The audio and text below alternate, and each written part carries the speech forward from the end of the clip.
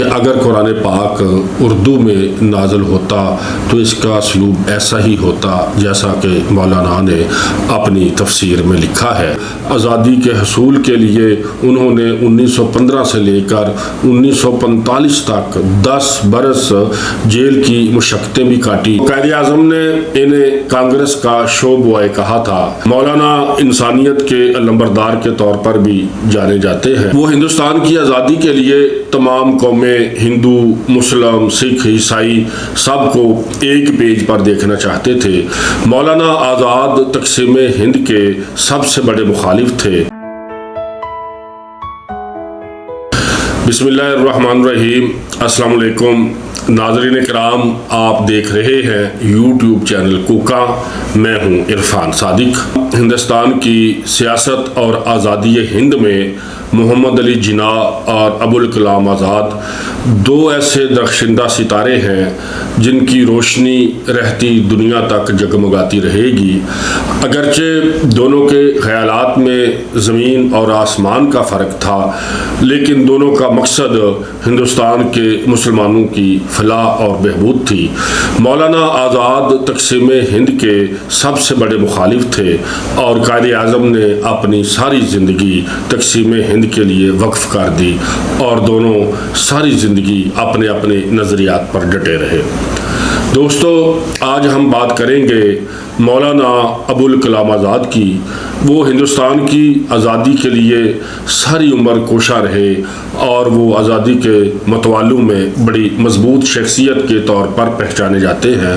وہ ہندوستان کی آزادی کے لیے تمام قومیں، ہندو، مسلم، سکھ، عیسائی، سب کو ایک پیج پر دیکھنا چاہتے تھے، اور وہ ان تمام قوموں کے درمیان اتحاد اور یگانگت کی علامت تھے۔ مولانا انسانیت کے علمبردار کے طور پر بھی جانے جاتے ہیں۔ آزادی کی جدوجہد کے دوران جب آزادی کو قومیت، ثقافت، کلچر اور مذہب کے ساتھ جوڑا جا رہا تھا، مولانا اس عمل کے خلاف تھے۔ وہ ایسی سوچ رکھتے تھے کہ انسانوں کے حقوق کے حصول کے لیے مذہب کسی قسم کی رکاوٹ نہ ڈالے۔ اسی لیے وہ مسلم لیگ کے دو قومی نظریے کے بہت زبردست خلاف تھے۔ 1940 میں جب مولانا کانگریس کے صدر بنے، قائد اعظم نے انہیں کانگریس کا شو بوائے کہا تھا۔ دوستو، مولانا ابوالکلام آزاد کا شجرہ نسب جمال الدین افغانی سے ملتا ہے۔ آپ کا تعلق ایک مذہبی، علمی اور ثقافتی گھرانے سے تھا۔ ان کے والد مولانا منور الدین بڑے عالم دین تھے۔ مغلیہ حکومت میں انہیں رکن المرسلین کا خطاب ملا ہوا تھا۔ ان کے والد مولانا خیر الدین اسلامیات کے ماہر تھے، شاعر تھے، ادیب تھے۔ 1857 کی جنگ آزادی کے دوران وہ ہجرت کر کے مکہ چلے گئے تھے، اور یہی مکہ میں مولانا آزاد 11 نومبر 1887 کو پیدا ہوئے۔ آپ کا نام محی الدین احمد رکھا گیا۔ آپ کی والدہ عالیہ بنت احمد کا تعلق مدینہ کے ایک پڑھے لکھے گھرانے سے تھا۔ آپ کے والد مدینہ میں بہت بڑے عالم دین کے طور پر مشہور تھے۔ مولانا نے ابتدائی تعلیم اپنے والد سے حاصل کی، اور وہ انہیں پیار سے فیروز بخت بھی کہا کرتے تھے۔ اس کے بعد مزید تعلیم کے لیے وہ مصر کی جامعہ الازہر یونیورسٹی میں چلے گئے، اور 14 سال کی عمر میں علوم مشرقیہ کے سارے کورس انہوں نے مکمل کر لیے۔ 1898 میں آپ کے والد ہجرت کر کے ہندوستان واپس آئے، اور کلکتہ میں انہوں نے آ کے اپنا بسیرا کیا۔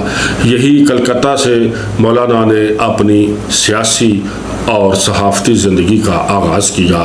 1912 میں کلکتہ سے الحلال کے نام سے ایک اخبار نکالا۔ یہ پہلا باتصویر اخبار تھا۔ اس کی اشاعت اس وقت 52,000 کے قریب تھی۔ اس اخبار میں انگریزوں کی پالیسیوں کے خلاف لکھا جاتا تھا، اس لیے انگریز حکومت نے 1914 میں اس اخبار کو بند کر دیا۔ 1915 میں مولانا نے البلاغ کے نام سے ایک اور اخبار جاری کر دیا، اور انگریز مخالف جو پالیسیاں تھیں وہ اس اخبار میں بھی جاری رکھی۔ لکھیں اور انگریزوں کے خلاف جو مضامین لکھے جاتے تھے وہ اس اخبار میں چھپتے تھے۔ مولانا آزاد کا جو سب سے بڑا مقصد تھا وہ یہ تھا کہ وہ ہندو مسلم اتحاد کے ذریعے انگریز حکومت سے آزادی حاصل کرنا چاہتے تھے۔ انہوں نے اپنے اخبار کے ذریعے وطنیت کا جذبہ ابھارنے کی پوری کوشش کی۔ اس کے علاوہ بھی انہوں نے کئی اخبار جاری کیے۔ اس کے ساتھ ساتھ سیاسی محاذ پر بھی سرگرم رہے۔ ہندوستان چھوڑ دو اور عدم تعاون تحریک میں بھی پیش رہے۔ مہاتما گاندھی، ڈاکٹر مختار احمد انصاری، حکیم اجمل اور علی برادران سے بھی ان کے بہت اچھے مراسم تھے۔ علامہ اقبال اور سر سید کی تحریک علی گڑھ سے بھی بہت زیادہ یہ متاثر تھے۔ 1921 میں علی گڑھ میں کانگریس کے جاری اجلاس میں تقریر کرتے ہوئے انہوں نے کہا، میں بتانا چاہتا ہوں کہ میرا پہلا اور آخری مقصد ہندو مسلم اتحاد ہے۔ مسلمانوں سے کہنا چاہتا ہوں کہ وہ ہندوؤں کے ساتھ محبت اور پیار سے رہیں، یگانگت سے رہیں، تاکہ ہم ایک کامیاب قوم کی تعبیر کر سکیں۔ مولانا آزاد کی نظر ہندوستان کی آزادی سے زیادہ ہندو مسلم اتحاد پر تھی۔ دوستو، مولانا آزاد کی نظر ہندوستان کی آزادی سے بھی زیادہ ہندو مسلم اتحاد پر تھی۔ وہ کہتے تھے کہ تاخیر سے آزادی ملنے کا اتنا زیادہ نقصان نہیں ہوگا جتنا زیادہ نقصان ہندو مسلم کے اتحاد کے ٹوٹنے سے ہوگا، کیونکہ یہ نقصان پوری انسانیت کا نقصان ہوگا۔ مولانا ایک عام قومی لیڈر کی صورت میں ابھرے۔ وہ کانگریس پارٹی کے صدر بھی رہے۔ آزادی کے حصول کے لیے انہوں نے 1915 سے لے کر 1945 تک 10 برس جیل کی مشقتیں بھی کاٹی۔ اس موقع پر ان کی بیگم زلیخا نے ان کا بہت ساتھ دیا۔ وہ خود بھی تحریک آزادی کی رکن تھیں اور تحریک آزادی میں شامل رہیں۔ 1946 میں جب تقسیم ہند کی شکل کافی حد تک واضح ہو گئی، کانگریس اور مسلم لیگ دونوں تقسیم ہند پر متفق بھی ہو گئی، پھر بھی مولانا کا کہنا تھا کہ اس تقسیم سے ہندوستان کے لوگوں کو بہت نقصان ہوگا۔ انہوں نے کہا کہ نفرت کی بنیاد پر بننے والا ملک اس وقت تک قائم رہ سکتا ہے جب تک نفرت زندہ رہے گی۔ جب تقسیم کی آگ ٹھنڈی ہونے لگے گی تو یہ نیا ملک مختلف ٹکڑوں میں بٹنا شروع ہو جائے گا۔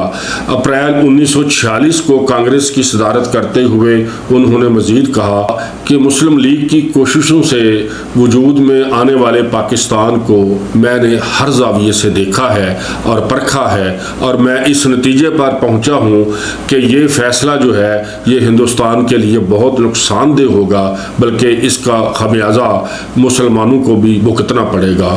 مولانا نے پاکستان سے متعلق بہت پیشگوئیاں کی، جن میں پاکستان کے بٹنے والی پیشگوئی تو 1971 میں ہی درست ثابت ہو گئی۔ ان کی باقی باتیں بھی پاکستان کے حالات کو دیکھتے ہوئے درست معلوم ہوتی نظر آتی ہیں۔ انہوں نے کہا تھا کہ پاکستان کے وجود میں آنے کے بعد یہاں پر سیاسی قیادت حکومت نہیں بنائے گی، جبکہ اس ملک پر فوج حکومت کرے گی۔ یہ ملک بھاری قرضوں کے تلے دب جائے گا اور اسے اپنے ہمسایہ ممالک سے بار بار جنگ کرنا پڑے گی۔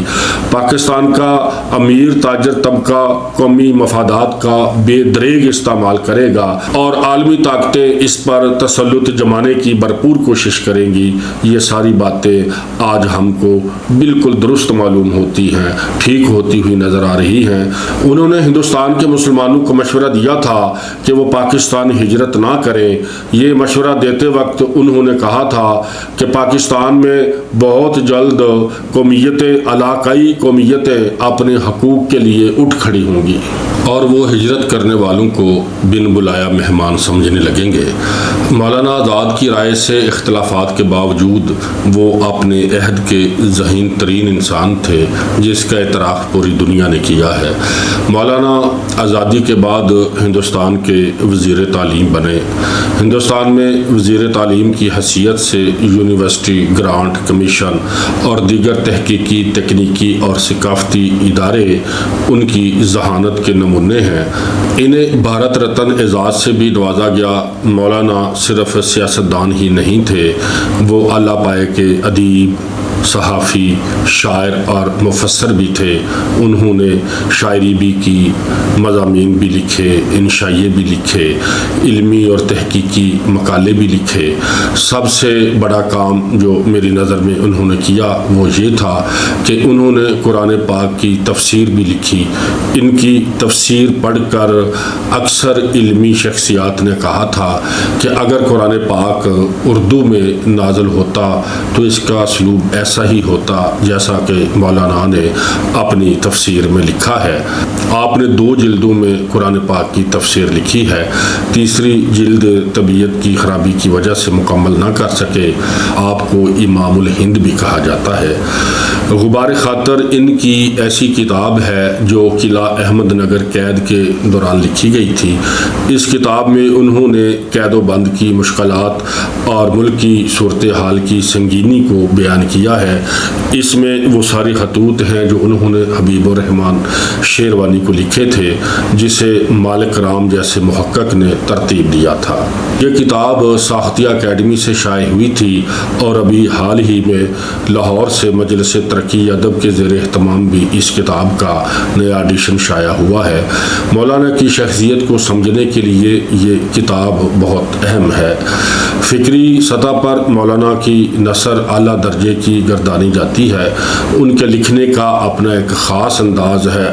وہ ایک خط میں لکھتے ہیں کہ یہاں قید تنہائی میں صبح ہر روز مسکراتی ہو، جہاں شام ہر روز پردہ شب میں ڈوب جاتی ہو، جہاں کی راتیں ستاروں کی کندیلوں سے جگمگاتی ہوں، یہاں کی دوپہر ہر روز چمکتی ہو، یہاں شفق ہر روز نکھرتی ہو، پرندے صبح اور شام چہچہاتے ہوں۔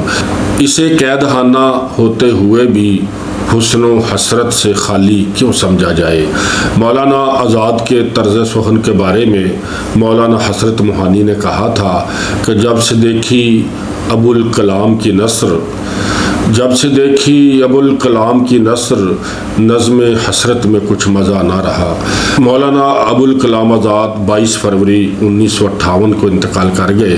ان کا مزار اردو بازار جامعہ مسجد دہلی کے احاطے میں ہے۔ ان کے یوم پیدائش پر بھارت میں ہر سال 11 نومبر کو قومی یوم تعلیم منایا جاتا ہے۔ ان کے انتقال کے بعد ان کی مشہور کتاب انڈیا ونز فریڈم شائع ہوئی۔ اس کتاب میں انہوں نے لکھا ہے کہ یہ ایک حقیقت ہے کہ ہندوستان اور پاکستان دونوں ملکوں کے مفاد کا تقاضا یہ ہے کہ وہ باہم دوستانہ تعلقات پیدا کرے اور ایک دوسرے کے ساتھ تعاون کرے، کیونکہ اس کے سوا اور کوئی تیسرا راستہ ہے ہی نہیں۔ مولانا ابوالکلام آزاد قیام پاکستان کے بعد جولائی 1951 میں تہران سے واپسی پر پہلی بار پاکستان کراچی تشریف لائے اور قائد اعظم کے مزار پر حاضری دی اور فاتحہ پڑھی۔ قائد اعظم اور مولانا کی سوچ میں زمین آسمان کا فرق تھا، لیکن دونوں ایک دوسرے کا بہت احترام کرتے تھے۔ دونوں کے پاس ٹھوس اور مضبوط دلائل تھے، لیکن ان کے رویے ایک دوسرے کے ساتھ ایسے ہی رہے جیسے رویے بڑے لوگوں کو زیب دیتے ہیں۔ دونوں نے ساری زندگی اپنے نظریات کے ساتھ گزاری، لیکن اب یہ تو وقت بتائے گا کہ کس کا نظریہ ٹھیک تھا اور کس کا غلط، کیونکہ ابھی صورتحال واضح نہیں ہوئی، ابھی مزید بہت سا وقت لگے گا۔ ناظرین محترم، امید ہے آپ کو آج کا یہ ویلاگ پسند آیا ہوگا۔ اپنا اور اپنے اس چینل کا بہت زیادہ خیال رکھیں۔ میزبان عرفان صادق کو اجازت دے۔ اللہ نگہبان۔